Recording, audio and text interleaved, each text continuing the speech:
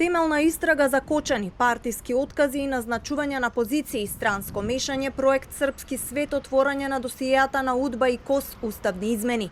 Ова стои во документот со усвоените компромисни амандмани на ниво на Комитетот за надворешна политика АФЕД во Европарламентот, до кој дојде Телевизија 24.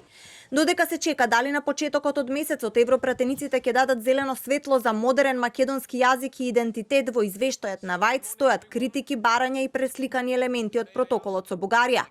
Европарламентарците уште на почетокот од текстот изразуваат тага за жртвите од кочани, ја поздравуваат солидарноста од соседните земји, особено на Грција и Бугарија за помошта, и бараат темелна истрага и одговорност. Повикува на темелна и транспарентна истрага за пожарот во ноќниот клуб Кочани на 16 март 2025 година, за да се изведат пред лицето на правдата одговорните лица, а исто така и да се ажурира и темелно да се спроведе законодавството за да се спречат слични трагедии и да се обезбеди подобра јавна безбедност и усогласеност со прописите за заштита на граѓаните.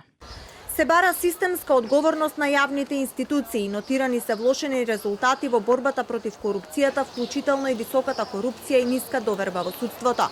Ги повикува властите на Северна Македонија да се воздржат од непрозирни, политизирани и отпуштање и назначување на позиции во независни тела и агенции, како и да обезбедат дека институциите на организацијата се соодветно финансирани и дека одлуките и препораките се спроведуваат доследно.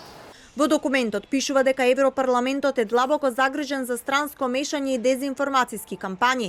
Потенциран е заемот од Орбан, за кој вела дека очигледно е набавен од Кина. Вознемирени од улогата на Унгарија и Србија во напредувањето на геополитичките цели на Кина и Русија, во овој контекст го забележуваме ризикот од зависност од Кина поради асиметричните договори на заем, како и неодамнешниот заем од Унгарија, кој очигледно е набавен од Кина.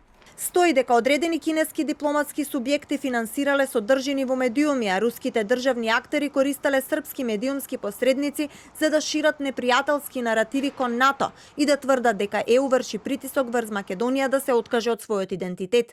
Европарламентот е загрижен поради така наречен проект Српски свет, а се бара и отворање на архивите на УДБА и КОС, нешто што веќе стои во протоколот со Бугарија. Подсетува на потребата од отворање на архивите на југословенските тајни служби, кои се чуваат и во Северна Македонија и во Србија. Ја нагласува потребата од отворање на овие архиви низ целиот регион за транспарентно справување со тоталитарното минато, со цел за јакнување на демократијата, одговорноста и институциите на Западен Балкан.